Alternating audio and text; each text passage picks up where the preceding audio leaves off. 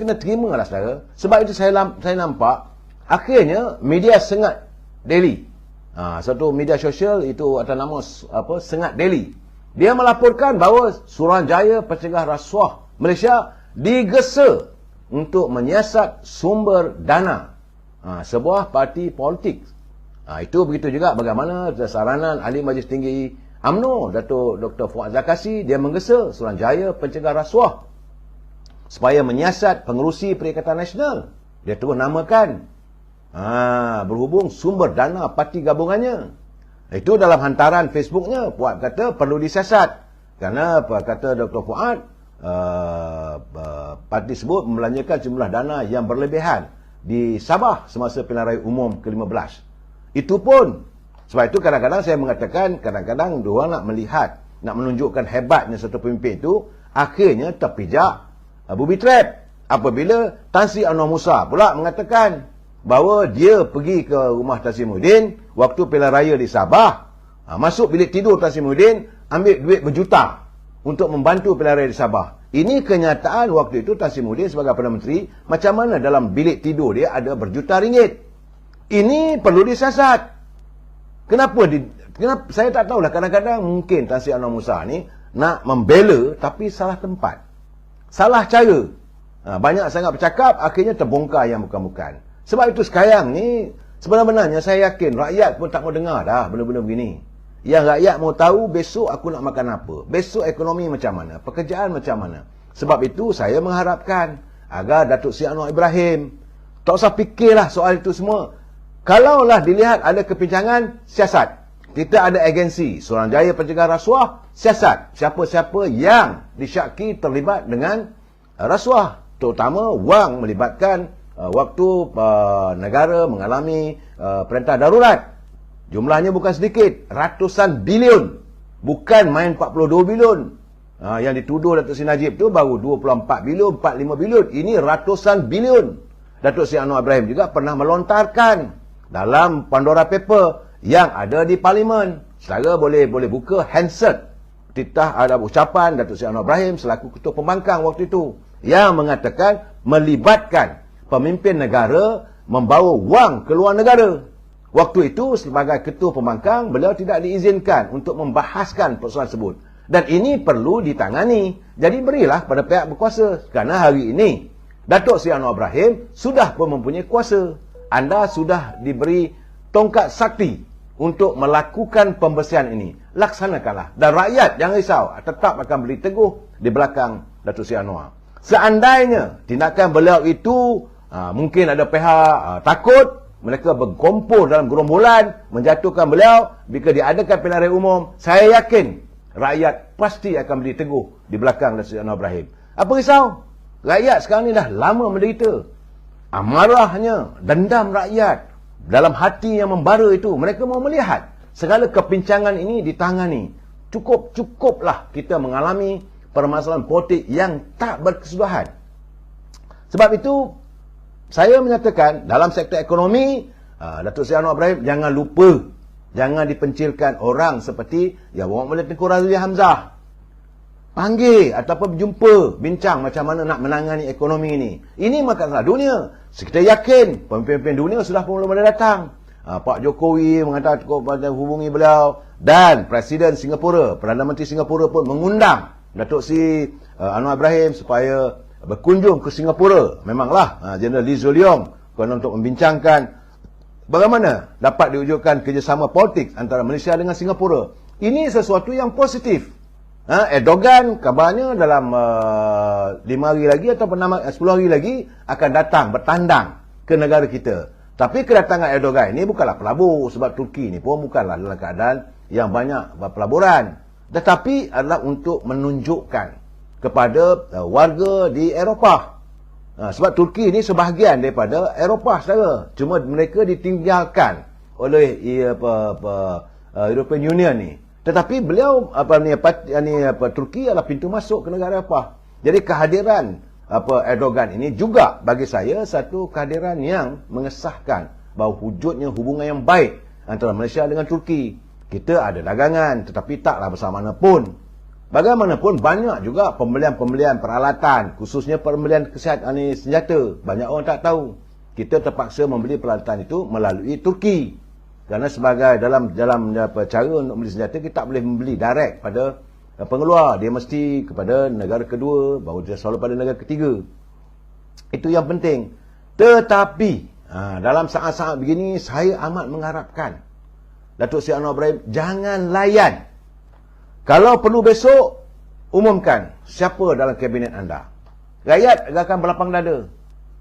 Datuk Seri Najib mungkin akan dibicarakan semula, insya-Allah. Saya melihat benda begitu apabila Datuk Seri Anwar Ibrahim juga menekankan tentang soal aspek keadilan.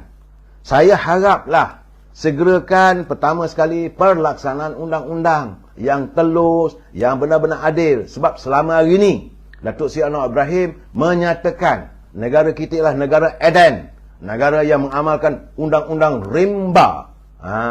Sekarang ni jangan dirimbakan undang-undang, pulihkanlah pisau di tangan anda hari ini.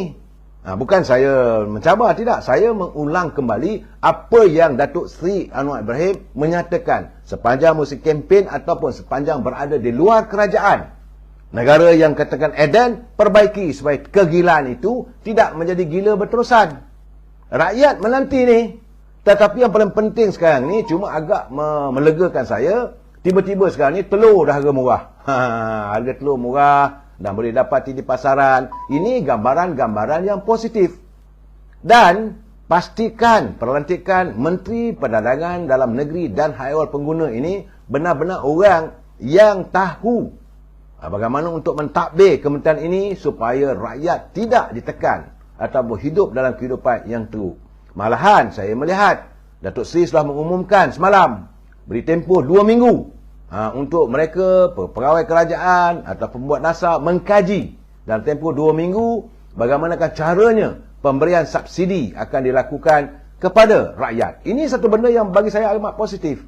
Cuma jangan dilayan lagi. Segala pressure ataupun tekanan politik jangan dilayan. Sebab itu saya katakan jangan layanlah ikan sepak kering ni. Mereka tentu tidak akan berhenti dari mengulat kenyataan. Malahan, saya berkeyakinan sama ada dia itu ini boy ataupun broker of the year ni, dia tengah demam ni. Saya dapat tahu broker of the year dalam UMNO sekarang ni tengah demam kerana sedang menghitung hari apakah dirinya akan dihampiri oleh pegawai-pegawai daripada Suruhanjaya Pencegah Rasuah. Begitu juga beberapa pemimpin UMNO yang selama ini lantang bersuara, yang lantang menyatakan itu tak kena, ini tak kena. Tunggulah masa anda. Anda juga akan memakai baju warna kuning yang akan disarungkan ke badan anda saat anda disiasat oleh Suruhanjaya Pencegah Rasuah. Dan kita mahu supaya Badan Pencegah Rasuah benar-benar kali ini telus dan tidak mengikut kehendak politik. Saya minta Datuk Seri Anwar Ibrahim jangan campur, tapi berikan satu kuasa yang sebenar-benarnya agar mereka benar-benar melaksanakan tugas tanggungjawab sebagaimana yang diharapkan sejak ia dibentuk. Jangan lupa, Suruhanjaya Pencegah Rasuah ini dulu dikenali sebagai Biro Siasatan Negara. Dulu kalau BSN punya orang datang ni demam pegawai kerajaan. Kali ini jadikanlah Suruhanjaya Pencegah Rasuah ini sebagaimana imejnya macam dulu. Bila dihubungi oleh SPRM, biar mereka terkencing, biar mereka tercirit ke apa, biarkanlah. Ini tangan yang mencincang, maka barulah memikul. Sebab rakyat nak tahu, duit banyak mana pun wang rakyat ni telah pun dihabiskan. Rakyat hidup dalam kesukaran. Datuk Seri Anwar, sekali ulangi, anda menyatakan bahawa anda mahu menangani derita rakyat. Rakyat bukan hanya derita kerana kehidupan yang semakin sukar, malahan derita akal fikiran mereka melihat kebejatan, melihat kelicikan. Mereka bernama pemimpin mengaut kekayaan, mengaut keuntungan, mengisi tembuluk anak bini dengan kekayaan daripada wang rakyat. Ini yang kita minta. Baju warna kuning perlu disalutkan kepada mereka yang terlibat. Jangan ada sokongan, jangan ada nak pujuk orang tak boleh, tak ada. Siasat semua telus. Nafikan ada usaha sedang dijalankan untuk menjatuhkan kerajaan yang baru pun 3-4 hari angkat sumpah. Ini benar-benar berlaku, saudara. Cuma saya mengharapkan agar mereka berhentilah. Sebab rakyat dah terima dengan baik. Dan saya nampak, saya lihat Yang Amat Berhormat Datuk Seri Anwar Ibrahim menyantuni kesemua parti dengan murni.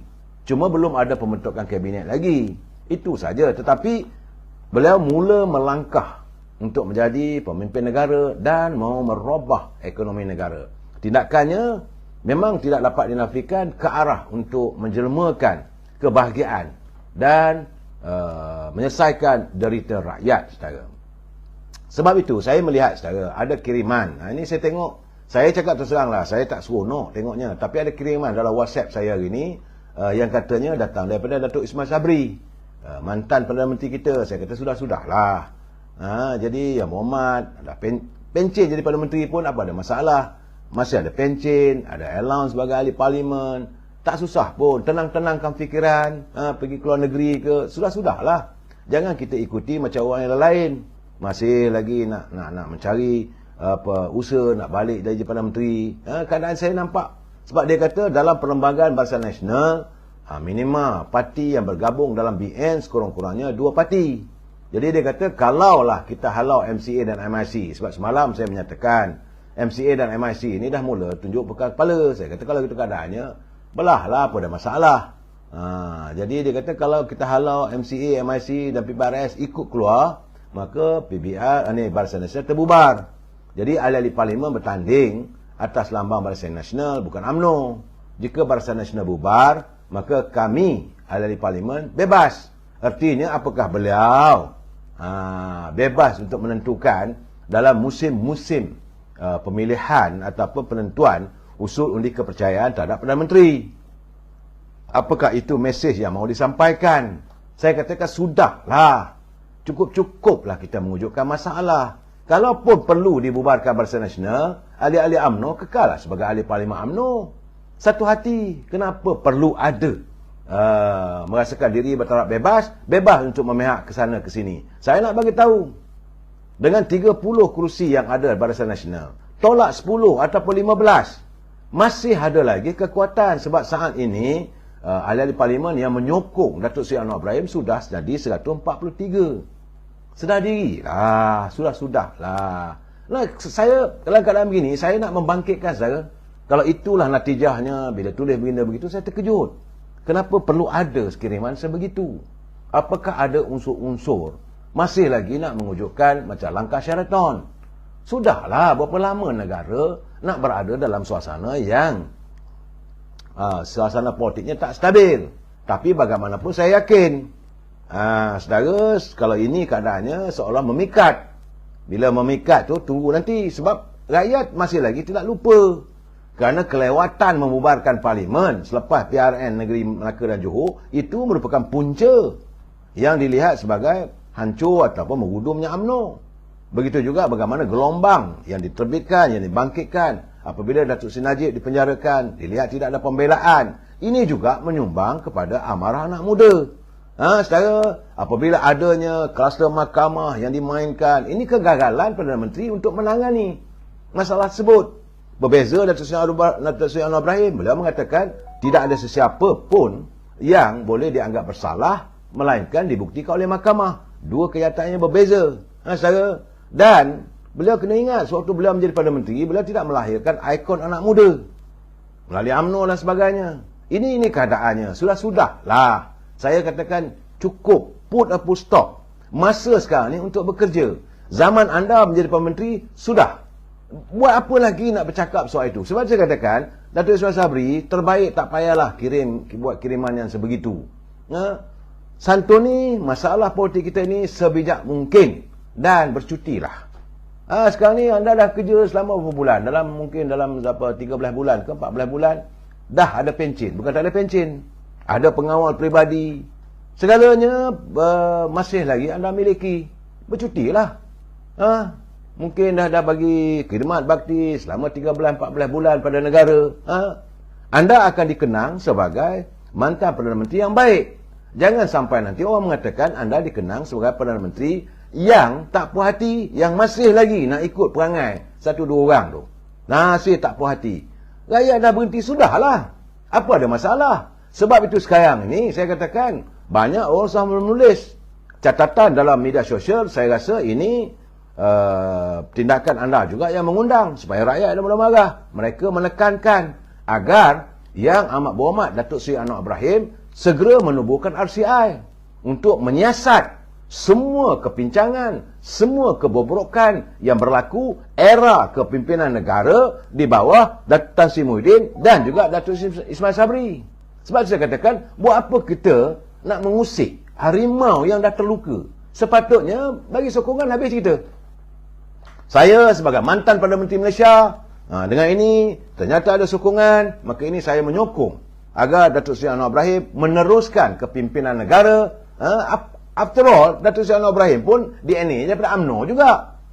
Apa yang nak jadi seolah macam orang kata ini macam masa kelat hati lah. Hati tu masih lagi berbuku. Nak buat macam mana? Kita dah kalah. Saya dah cakap bermalam-malam, saya kata kita dah kalah. Rakyat dah tolak. Jangan wujudkan balik masalah yang dibenci oleh rakyat. Permasalahan kita puncanya, saya kata terus terang, saya berkeyakinan rakyat bosan melihat pemimpin yang bercakaran menentukan tentang diri mereka. Rakyat susah, anda di atas sana berebut kuasa. Ini yang rakyat bosan. Akhirnya mereka tidak mengundi kita. Dan hari ini masih lagi mewujudkan suasana begitu. Saya terkejut bila ada kiriman sebegitu. Soalnya MCA, MIC nak keluar dari Barisan Nasional, keluarlah. Soalnya anda nak jadi ahli bebaslah, tak ada masalah.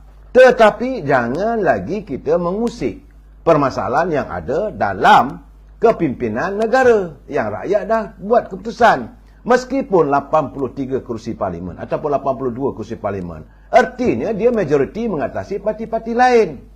Yang nak pergi sokong Parti Perikatan Nasional ni apa hal? Dia adalah minoriti di bawah parti Pakatan Harapan. Yang nak wujudkan balik ini DAP lah. Kerana dalam tu MCA memanglah dia dalam keadaan yang sukar.